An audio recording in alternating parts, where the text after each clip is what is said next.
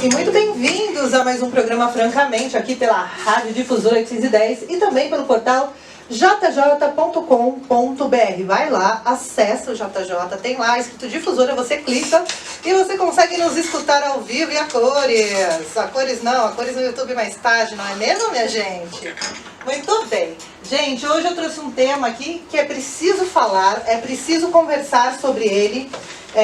Eu sempre falo para vocês que esse propósito do programa é trazer, além de muita cultura e informação, é a gente trazer uns diálogos aqui que essa cidade precisa, não é mesmo? A gente precisa conversar sobre algumas coisas com muita empatia, com muito respeito, não é mesmo?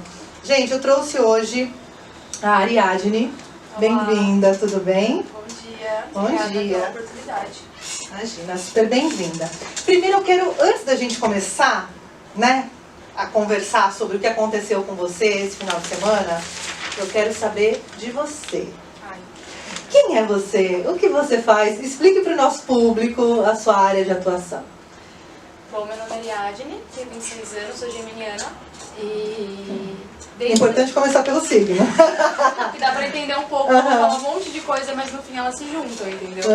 Então desde 2015 eu faço roda de mulheres aqui nessa cidade. Foi uma maneira de eu me encontrar nos espaços em Jundiaí. E aí eu criei um projeto que chama Consciência Matrística. E matrística, ela é uma alusão, né? Hoje eu vejo que está muito utópica, de uma sociedade onde a mãe é o centro. Então... A sociedade, vamos falar que algumas sociedades já foram assim, né? E a sociedade patriarcal aí dominou todos os espaços, né? Sim, então esse é o meu intuito. E aí, dentro desse projeto eu trabalho como doula. Então doula é uma acompanhante de parto, pós-parto. Estamos montando um coletivo na cidade também. Sou terapeuta sexual, terapeuta tântrica de mulheres, também casa, né, com parto humanizado, e sou oraculista também. O que é oraculista? Eu trabalho com baralho cigano, na verdade é um baralho que chama baralho de Lenormand, mas ele foi popularizado como baralho cigano. Mas não sou cigana também é uma etnia aí que sofreu diversos preconceitos. Ainda sofre, na Europa eles são muito perseguidos, né? Sim, Inquisição e enfim. Então eu não sou cigana, mas dentro da minha espiritualidade eu também trabalho com um baralho, que é uma forma de auxiliar o outro, né? Então eu acredito muito no meu trabalho e pra mim isso é sagrado. Sim. Essa conversa sobre o sagrado feminino, ela tem se tornado cada vez mais forte, né? A mulher tem redescoberto a sua potência, né? E é muito transformador isso, né? Muito, inclusive, eu ia sugerir a gente começar o nosso diálogo assim. Eu gostaria de te perguntar o que é sagrado pra você. O sagrado pra mim? A gente não combinou, hein? Olha, eu acho que o sagrado pra mim, pessoa, eu acho que é essa força que nos conecta com a nossa humanidade e com todas as coisas que nos trazem a nossa humanidade, né? Seja a natureza, seja uma divindade. O sagrado pra mim são essas ligações, na verdade, que a gente pode descobrir ao longo do tempo também, né? Ao longo da vida, a gente vai se descobrindo. Acertei? Errei? Aquelas, né, com medo de responder. Isso é verdade. E pra você, o que é sagrado? Pra mim, o que é sagrado é a gente conseguir, então, conviver dentro de uma sociedade como um ser coletivo. Se a gente não se compreender como ser coletivo, a gente não vai se compreender como humanidade, né? Então, e, aliás, nós estamos nessa discussão muito fortemente, né? Com certeza. Nessa discussão, o que é viver em sociedade. Outro dia eu brinquei com um amigo, a gente estava falando, não, as pessoas precisam se humanizar. Eu falei, cara, será que se humanizar é uma coisa boa? Porque veja bem a humanidade, né? Se a gente for pegar todos os aspectos da humanidade, são poucas coisas positivas aí. Tem péssimas, não recomendo. Não, vamos tipo, se encachorrar, sei lá, os cachorros são tão amáveis, né? Devia ter um outro adjetivo para falar que a gente tem que compartilhar, ter compaixão, ter empatia, né? Porque humanizar eu acho que está cabendo quando a gente olha a sociedade do jeito que está, né? Então, Tainá, eu acho que um grande problema é que tudo que poderia se tornar humanizado, ou seja, dentro dos nossos dentro do que a gente exerce como profissão, como trabalho, isso acaba sendo monopolizado. E aí, então, para tudo se cria uma grande indústria, assim como para o nascimento, né? Então tem a humanização do parto, que já é uma grande indústria, como todos os outros segmentos também. E aí é isso, a gente tem poucas referências positivas sobre o que é humanização, mas, e aí, como ser coletivo, acredito que a gente pode transformar isso, que a gente deve transformar isso, e que é difícil ter essa esperança, mas ela é necessária pra gente manter a sanidade mental. Aliás, saúde mental é um tema que eu trago aqui recorrentemente, porque a gente precisa falar sobre o que nós estamos vivendo e como nós estamos alimentando nossas emoções, né? Porque o mundo realmente está muito desesperançoso, assim, quando você olha o panorama geral das coisas, né? E para onde as coisas vão caminhando, né? Para onde as coisas estão indo e o momento que a gente está vivendo também. Mais uma vez as pessoas estão sendo caladas, né? As pessoas só têm direito ao silêncio, né? E as forças maiores e mais poderosas e com mais dinheiro vão ditando como anda a sociedade, seja na parte espiritual, que hoje a gente vê aí uma situação triste, né? Porque a gente fala de diversidade religiosa no Brasil e a gente vê, por exemplo, hegemonia política, né, de determinada religião, e aí você proíbe, sem proibir todas as outras, você não deixa que as outras possam existir, né? É a violência perfeita, a gente chama de violência perfeita, né? Eles criam esse cenário e aí a partir disso a violência perfeita que para muitos é até incontestável. Então as pessoas às vezes nem sabem que intolerância religiosa, por exemplo, é crime.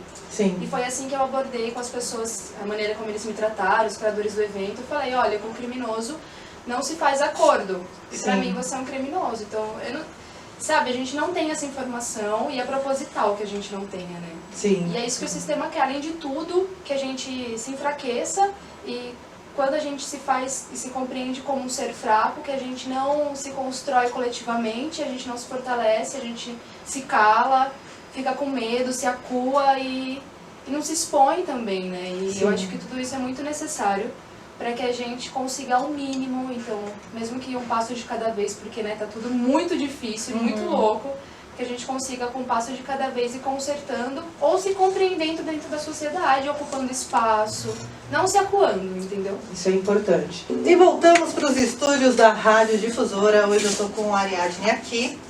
E, gente, a gente vai contar o que aconteceu este final de semana com a Ariadne. Infelizmente, eu queria que o motivo da sua vinda até aqui não fosse esse especificamente, mas a gente tem que falar sobre isso, né? Tá rolando um evento de Natal em Várzea Paulista, isso? Isso. Um evento municipal. Exato. Evento municipal, lembrando que vivemos aqui sob o guarda-chuva do Estado laico, combinado? Vamos lá. O que aconteceu? Você pagou para estar lá, né, no evento? Foi assim, a gente fechou uma tenda de terapia, seriam 2 tendas na verdade. Então a gente fechou um contrato com a curadora da feira e nós estaríamos lá durante 14 dias oferecendo alguns tipos de terapias. Como ela estava cobrando um valor fixo, eu e uma amiga pensamos, vamos juntar mais terapeutas pra gente dar essa oportunidade para outras pessoas, a gente não se sobrecarrega, a gente faz escala de dias e a gente divide o valor que é para alugar o local por todas, e ninguém sai perdendo, todo mundo faz seu trabalho. E foi com esse intuito que a gente chegou lá, então a gente chegou lá às 3 da tarde, já com o contrato assinado, a gente já tinha pago a curadoria. A gente chegou a montar, a gente montou uma tenda só, no outro dia montaríamos mais uma e nós estávamos em 4 e até o final da noite ficamos em 5.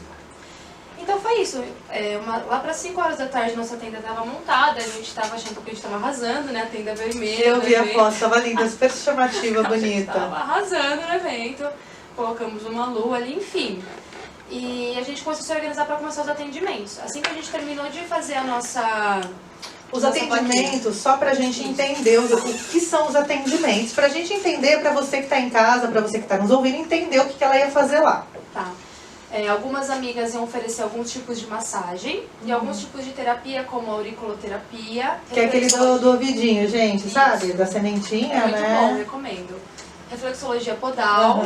Que é aquela do pé. Quick massagem, que é uma massagem mais rápida, com duração de 15 a 20 minutos. E aí eu ia ser a única oraculista. Então eu ia estar ali com o meu... As meninas estavam chamando de tarô, mas eu chamo de baralho, que é uma cartomancia, né? Sim.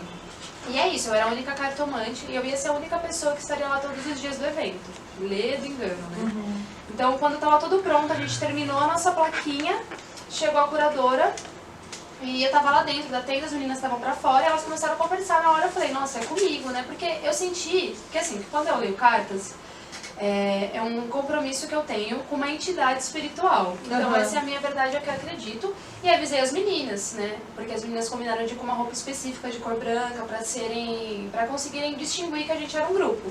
Eu falei, olha, eu tenho uma roupa específica que eu uso para fazer essa prática e é uma coisa minha.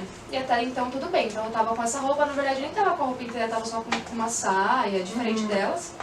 E tinha montado a minha mesa ali e tal. E aí eu senti que eu estava chamando a atenção e eu senti que eles estavam se incomodando comigo.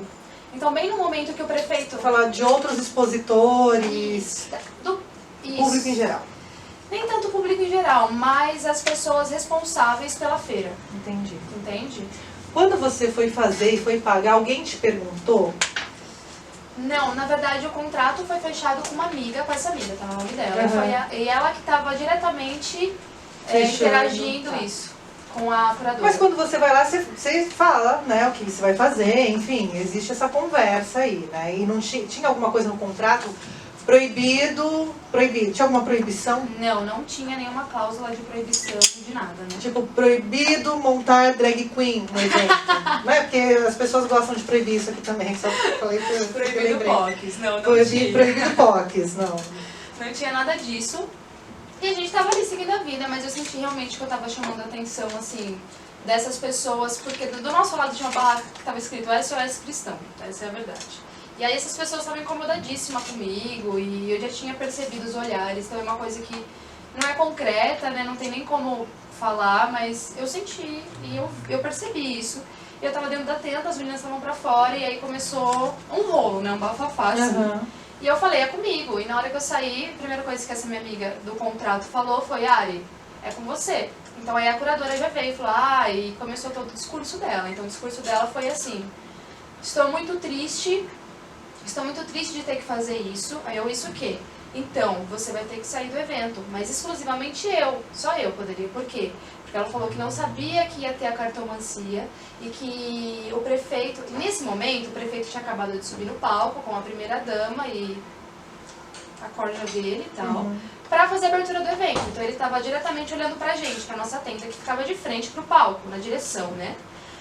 E aí ela falou, então ela usou essas palavras, falou que o prefeito, por ser evangélico, depois descobri que é católico, né? Então não sei qual foi o rolo deles, mas ela usou a palavra evangélico. Por ser cristão. Por ser cristão, mas ela usou a palavra evangélico.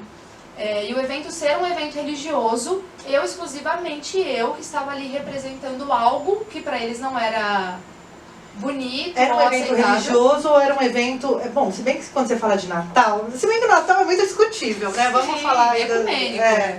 Mas a característica do evento, das tendas, eram todas características de... Nenhuma. Religiosa? Na verdade, eu acho que acabou sendo por essa questão do prefeito ser religioso e dar espaço para essas pessoas, né? Nesse sentido, mas não tinha nenhuma caracterização, não tinha nenhum símbolo, assim, cristão, de fato. Eu não sei que, tipo, a barraca do lado era SOS Cristão e tal, mas... Eu entendi que por ele ser o SOS Cristão, a gente estava livre para expressar as nossas verdades. O Estado laico não tem uma religião, o Estado laico é para não ter religião, para que todas as religiões possa exercer a sua liberdade de espiritualidade, de religiosa, né? Sim, de fé. Sim. E aí foi isso, ela pediu para que ela me expulsou do evento, ela pediu para que eu me retirasse, mas aí ela me deu ela me fez uma proposta, assim, ela falou, tô muito chateada, a gente mandar embora, apesar de eu ser da Igreja Batista, eu gostaria de tirar baralho com você porque acredito, então vamos fazer assim, você vai precisar sair daqui porque o prefeito está pedindo, mas eu vou te dar várias feiras de graça, você vai pegar meu contato com a sua amiga. Ela queria meio que indenizar. Sim, fazer tipo um acordo. E aí eu esperei ela falar tudo o que ela tinha pra falar, né, tava ouvindo ela, e aí eu disse que eu tinha 3 condições, porque até então as meninas iam ficar e só eu ia sair. Então a primeira condição era que as meninas não fossem prejudicadas, que elas pudessem continuar o trabalho e a minha parte, porque como a gente ia dividir o valor total, fosse ressarcida. A segunda coisa, que eu pudesse falar com o prefeito porque ele estava no meio do povo, eu sou o povo e estava sendo expulsa. E a terceira, eu perguntei para ela quem ia responder pelo processo de intolerância religiosa que eu ia abrir assim que eu saísse dali, porque intolerância religiosa é crime. Sim. E eu queria saber se ela estava representando uma entidade terceirizada, se ela estava representando o poder público, o que ela representava ali e quem ia responder por isso. E foi aí que ela viu que a coisa era séria, né? Que eu tinha um pouco, pelo menos o mínimo de informação. E que eu ia seguir adiante, né? Que ela tinha feito realmente uma grande merda. Gente, rolou um boletim de ocorrência aqui. Obviamente a gente não vai ler e a gente não vai dar nomes porque a gente tem que preservar até que as coisas aconteçam, né? Mas é uma discussão bem... É uma discussão que precisa ser feita, né? A intolerância religiosa é crime e ela se manifesta através do preconceito, através de discriminação, né? E vamos lembrar que, querendo ou não, embora você tenha a sua fé, e ela tenha fé e eu tenha a minha, o Estado é laico. Ele tem que assegurar que a população possa exercer livremente a sua fé. E a gente está falando de um evento público, né? Um evento municipal. A gente está falando aqui com a Ariadne, que foi convidada a se retirar de um evento esse final de semana. Como que você ficou depois, assim, de tudo que aconteceu? Porque imagino que dá uma certa revolta, né, a princípio. Não, na hora eu custei acreditar que aquilo estava acontecendo, porque eu me senti, tipo, na Inquisição da Idade Média, assim. Não tentaram amarrar você numa árvore e botar fogo, sei lá, num poste? Eu acho que esse é o próximo passo, que eu fui embora. Porque acho que o Brasil tá aqui, ó, beirando isso daqui a pouquinho. Foi isso, guilhotina, tipo, cortem as cabeças, entendeu? E eu custei acreditar até que isso estava acontecendo e tal, e foi ruim, porque no fim as meninas também tiveram que sair com a tenda, a gente foi muito prejudicadas, então como a gente é autônoma, a gente teve que desmarcar a agenda de dezembro inteiro para poder estar disponível. Quantos dias de evento? Seriam 14. Não era um final de semana simplesmente, 14 dias de evento e contrato, 14 dias de contrato. Olha aí, não tem um advogado aí pra gente conversar sobre essa indenização, não? Porque vocês desmarcaram a agenda. Tudo, a gente se programou, né, pra gente estar lá disponível. E de final de semana eram 12 horas de feira e tal, então a gente ia realmente se esforçar muito pra fazer aquilo acontecer. Sim. Né, até porque era o nosso trabalho e tal, então foi muito difícil e a gente saiu muito lesado dessa história. Além desse crime que foi cometido, né, comigo, então... Eu só não falo que eu me impressiono porque eu acho que desse povo, assim, a gente pode esperar tudo, né. A gente tá vivendo num cenário bastante...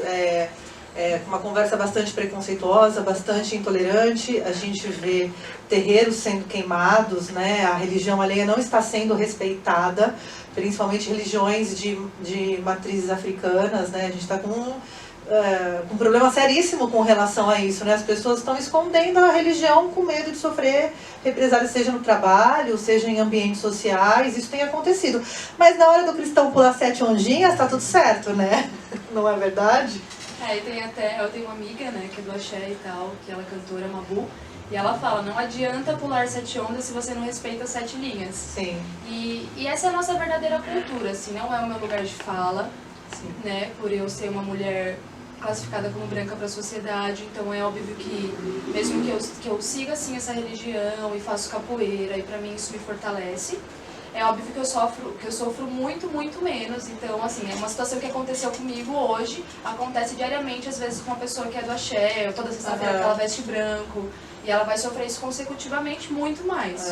Nós, como mulheres brancas, já temos um lugar de privilégio na sociedade, né? Uma mulher negra exercendo a sua fé, a sua ancestralidade, ela é muito mais boicotada, ela é muito mais prejudicada mesmo, né? Exatamente. E essa é a nossa verdadeira cultura, né? Então, nossa cultura, ela foi eurocentrada, mas nossa verdadeira cultura é essa. Então, os invasores são eles, e eles que lutem agora pra rever tudo o que eles estão fazendo, sabe? Porque é muito importante a gente se munir de informação e entender o que é crime tem punição e indenização, e isso é o mínimo, né? Sim. Porque, tipo, o que acontece, a indenização moral, isso ninguém vai te trazer de volta, igual a gente falou de saúde mental e tal, isso é irreversível. Isso é irreversível, isso não tem o que pague, né? Não. Mas uma coisa que eu acho importante, eu sempre bato aqui nessa tecla, aqui no programa, quando vem essas conversas, né, que são mais difíceis da gente ter, no sentido de serem mais dolorosas, É óbvio que cabe, em casos de crime, as punições, as indenizações, mas a gente não pode se contentar só com isso. A conversa tem que ser feita, porque senão o crime vai continuar acontecendo. Como a gente vê com todas as minorias, e quando aqui eu falo minorias de direito, não falo minorias de população. Se a gente considerar a população negra no Brasil, ela é maior do que a população branca, embora aí a atividade de eugenia no Brasil tenha acontecido com muita força, né? Mas a gente tem esse contexto no Brasil para... Tem que educar, tem que conversar, tem que abrir espaços de diálogo, né?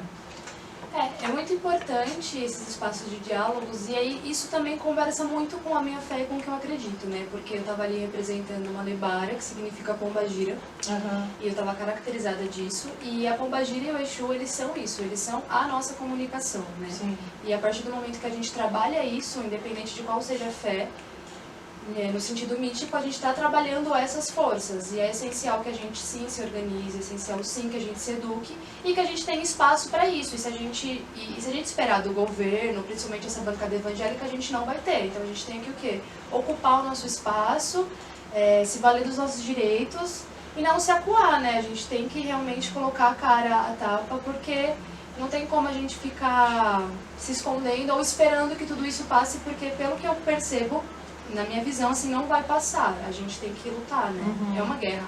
A guerra, ela tá instaurada. Ela sempre foi instaurada. Ela sempre teve aí, né? E agora parece que as pessoas estão meio que se tocando disso. Mas as pautas, por exemplo, desse governo atual, do nosso país, e também dessa direita que tomou conta dos pequenos municípios, as pautas que foram levantadas, isso sempre aconteceu de uma maneira grotesca, gigantesca. Eu acho que o pessoal tem saído do armário, assim, na verdade, né? né? Sempre existiu, acho né? que você cria um ambiente para que as pessoas de extrema direita, que são mais radicais com a liberdade individual dos outros, elas tenham mais voz, né? A internet é esse ambiente que propicia isso, né? Robôs também falam muita merda, na verdade. A gente tem aí todo um movimento de ascensão da extrema-direita, né? Não só no Brasil, mas no mundo todo. E é por isso que eu falo sempre desse espaço de diálogo, da gente retornar ali para o início da conversa. Antes da gente ir para o combate, a gente tem que estar vivo, né?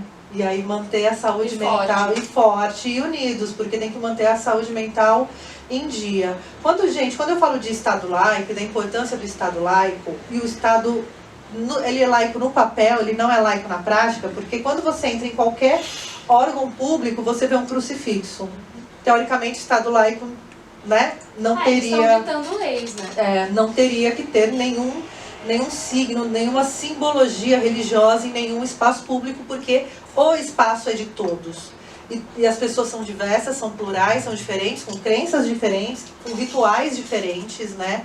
E o Estado, teoricamente, teria que resguardar isso, esse direito do cidadão de se expressar, né, religiosamente. Ou não também, porque tem a não religião também, né? Tem os ateus, os agnósticos, enfim. Tem gente também que tem direito a não ter fé, não ter religião, né? No mínimo, ali eles deveriam estar assegurando que eu me sentisse segura para estar no espaço público. Era o mínimo. Você se sentiu medo em algum momento? Porque as coisas andam um pouco violentas. Eu pergunto isso porque a gente vê esse movimento aí de apedrejamento em praça pública, né? Olha, sinceramente eu senti medo, sim. Eu senti medo no momento que aconteceu, eu senti medo depois pela proporção que tudo tomou, né? Porque eu expus apenas na segunda-feira, mas teve 500 compartilhamentos, já tô quase 600 e tal. E aí muitas coisas aconteceram por fora, são coisas que eu não posso expor ainda. E eu me senti sim com medo, mas aí eu agradeço meu mestre de capoeira que tá aqui comigo. Tá aqui com ela. Que a capoeira, ela tem sido essencial pra mim. Na capoeira é onde eu exerço a minha espiritualidade hoje, né? E me fortaleço. Então, ali dentro foi onde eu me fortaleci e criei a minha estratégia de compreender o que eu precisava fazer nesse momento, que era não deixar o medo me dominar. Sim.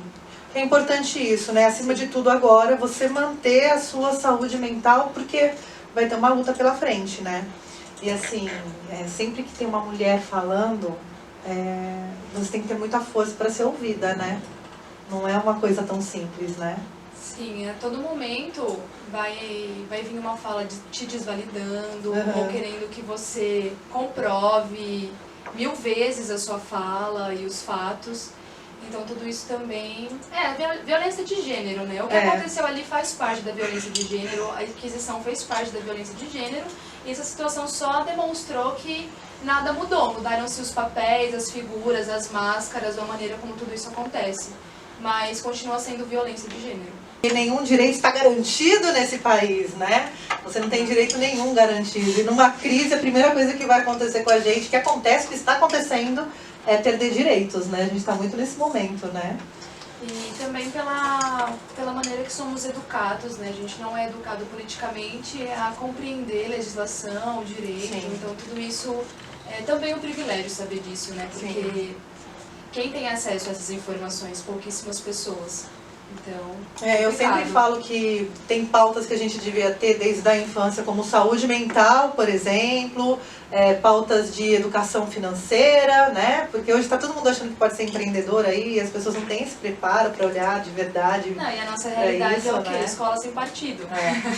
Gente, era pra gente estar o quê? Andando aí com carros voadores e além da gente estar vendo papete, a gente estava discutindo o quê? Escola sem partido. Entendeu? É muito difícil, né? Quando a gente pensa que a gente está numa caminhada de avanço de costumes, né? Da gente abraçar aí as coisas. Na verdade, quando a gente fala de pauta de costumes, é muito difícil, né? A gente entra num embate muito complicado, porque parece que as coisas surgiram agora. E as coisas já surgiram há muito tempo. E elas foram enterradas, né? E agora que a gente está conseguindo, né, cavar esse buraco para tirar as coisas que foram enterradas, para a gente trazer para a sociedade e falar, ok, esse espaço é de vocês também. A gente tem um trator passando por cima, né?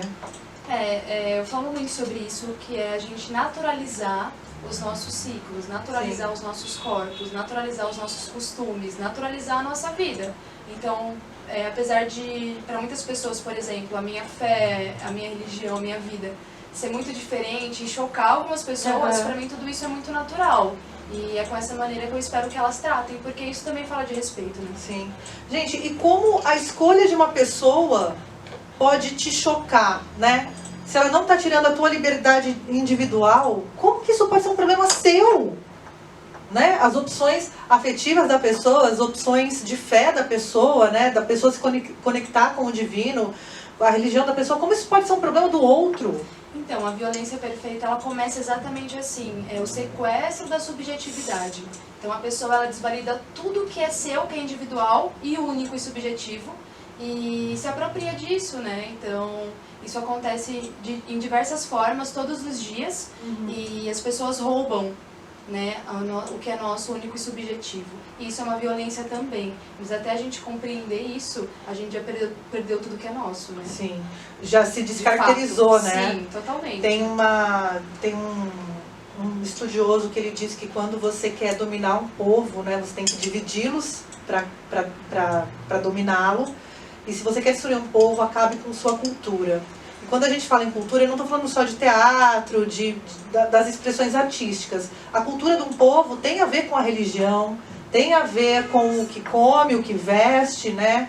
E é isso que tem acontecido, né? Que é tornar tudo uma coisa homogênea, né? Para poder conduzir aí ao, sei lá, ao canto da terra plana, talvez, né? Eu queria dar um pulo ali. Um pulinho. Então, na origem africana e indígena, a palavra arte ela não existe. Por quê? Porque a arte se consiste em ritualizar a vida. E é nisso que eu acredito, só que tudo isso faz parte dessa hierarquia, do poder, do Estado e das religiões também, né? Que é fazer você seguir padrões, seguir um fluxo monopolizado de vida e perca essa ritualística da sua vida. Então, para mim, a cultura é a arte e a arte é a vida. Não tem como desassociar, né? Num estado que a gente vê a liderança indígena está sendo assassinada, né? Aí você nomeia ali para presidente do Palmares uma pessoa que nega que existe racismo no Brasil. Não é meu lugar de fala, mas vamos combinar, gente, né? Que tem um probleminha aí no país para a gente conversar, né? Então, tá negando a escravidão, né? Falando que foi benéfica para os negros, né? Eu acho engraçado você tocar nesse assunto, porque sou do Mato Grosso do Sul, né? E eu me encontro muito naquele lugar também, vou muito para lá. E nessas andanças, trabalhei com política lá também, em 2016 e tal, que foi a última eleição municipal. E foi assim que eu conheci a Isane Calápalo. Então a Isane Calápalo foi a indígena que apareceu com o Bolsonaro, lutando. Você chegou a conhecê-la? Sim, eu trouxe ela para Jundiaí, inclusive a gente fez em 2016 ou 2017, tem que ver. A gente fez uma roda de mulheres na Serra do Japi para falar sobre ciclos naturais, ciclos do corpo, biológico, fisiológico e espiritual da mulher. E assim, ela é assim, eu vi assim, os comentários e tal, muita gente falando, não é nem indígena e tal. Não, na verdade ela é sim indígena e ela mora no Xingu, também reside em São Paulo pelo direito dela. E ela estava totalmente lutando contra o próprio povo, contra o próprio cacique. Ela já estava nessa época, em 2016? Já estava nesse levante? Não, ela não se encontrava nessa cruzada, né? Ela não se caracterizava como uma pessoa de direita dentro da sociedade. Sim, feminista, ponto. Né? Então ela estava se entendendo como uma indígena feminista. E foi muito louco tudo isso que aconteceu, porque pra mim, assim, na minha visão, só fortaleceu o quanto ela teve que fazer alguma coisa para preservar o pouco que era dela. Então, ou seja, o que o Estado fez de novo? Fez ela não se sentir um ser humano coletivo, e sim individual, lutar contra o próprio povo para preservar o que é meu, dessa individualidade egoísta, sabe? E nem tem como, não tem nem o que falar pra ela, porque se ela precisou se preservar a própria vida, sabe? Se ela tá lutando pra não morrer, quem sou eu, né? Pra julgar, né? Mas a gente tem hoje o secretário de Educação, né? Uma aberração, e aí você tem também um ministro de Cultura também, que está numa cruzada e falando que tem que evangelizar. Até a ministra de Saúde. Saúde. Então, assim, a gente tem que estar muito atento para perder os direitos, porque, assim, a gente acha pequeno uma pessoa ser retirada de um evento na cidade de Várzea Paulista, a gente, né, relativiza as coisas, mas está acontecendo tanta coisa no Brasil, isso não é nada. E aí vai tirando um direito aqui, vai tirando outra pessoa ali, calando outra pessoa ali, porque a gente sabe que esses momentos aí de ditadura, né, que está sendo negada também, inclusive, eles não acontecem com tanque na rua, não. Eles não acontecem num dia, acorda e vai calando aos poucos, né? E é isso que a gente tem visto. Por isso que eu achei muito importante te trazer aqui, para que Jundiaí, Várzea, quem estiver nos ouvindo, entenda o que está acontecendo, né? Que são nas pequenas coisas que a gente vai perdendo a nossa voz.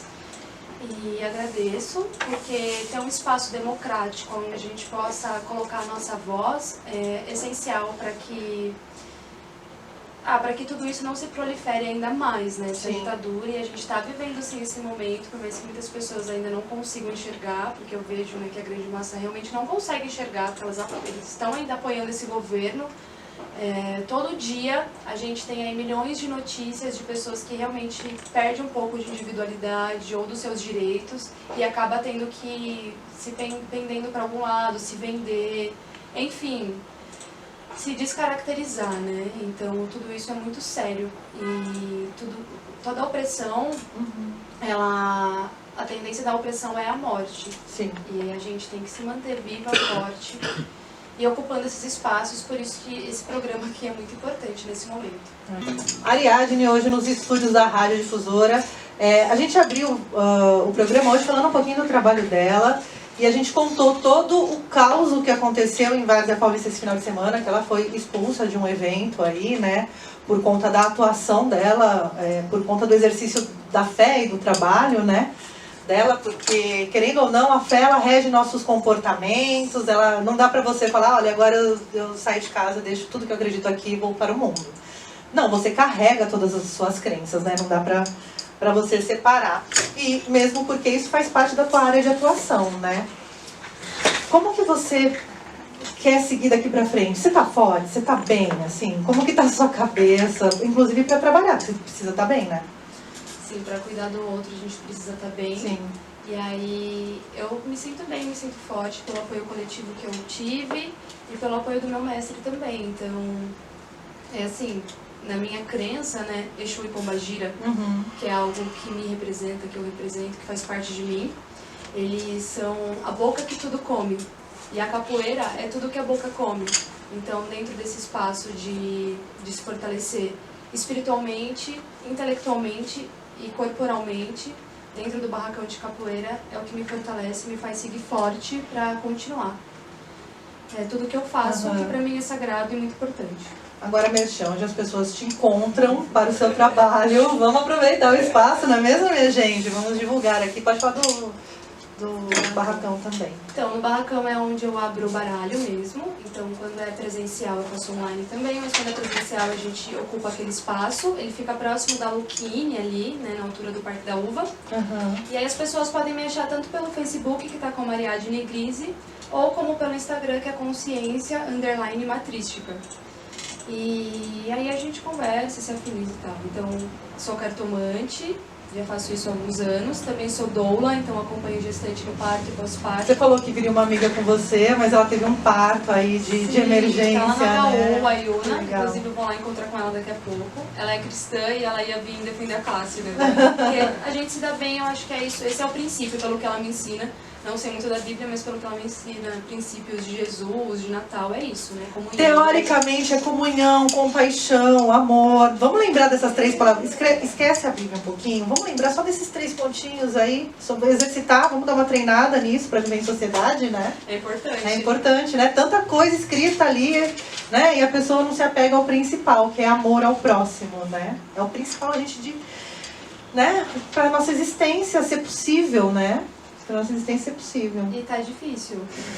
Tá difícil encontrar esse espaço onde você se sinta acolhido, né? Então, sou do Mato Grosso do Sul, resido em Jundiaí já há algum tempo. E aí eu percebo também dentro de Jundiaí o quanto é difícil a gente conseguir se encontrar dentro de espaços, né? E se organizar dessa forma coletiva, se sentir acolhido. E é isso, vamos fortalecer isso com certeza. Não sei nem o que te falar. Depois eu quero notícias do desenrolar, tá? Das coisas. Você fez o BO, eu sei que agora tem uma caminhada pela frente. Que você tenha muita força, muita luz para passar por esse momento, aí esse caminho, né? Nem sempre é o fácil, mas que ele seja transformador, não só para você, mas para a sociedade que tem que conversar sobre o assunto. Gente, eu vou ficando por aqui. Bebam água, não seja intolerante, respeite o próximo, respeite o coleguinha, que vai dar tudo certo, tá bom? Amanhã eu volto com mais francamente. Obrigada, Geleia. Obrigada, Ariadne. Obrigada, mestre. Tchau, tchau.